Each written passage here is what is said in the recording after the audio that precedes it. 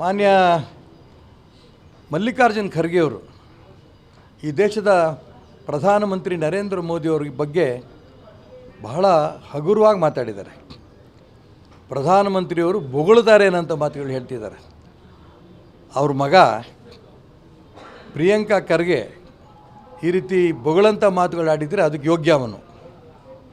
ಆದರೆ ಮಲ್ಲಿಕಾರ್ಜುನ್ ಖರ್ಗೆ ಹಿರಿಯರು, ಇಡೀ ದೇಶದಲ್ಲಿ ರಾಷ್ಟ್ರೀಯ ಕಾಂಗ್ರೆಸ್ಸಿನ ಅಧ್ಯಕ್ಷರು, ಆ ಕಾಂಗ್ರೆಸ್ ಪಕ್ಷಕ್ಕೆ ಗೌರವ ತರ್ತಾ ಇರೋರು, ಅನೇಕ ಸಂದರ್ಭದಲ್ಲಿ ಅದೇ ರೀತಿ ಒಳ್ಳೆ ಥರದಲ್ಲಿ ನಡ್ಕೊಂಬಂದಿದ್ದಾರೆ.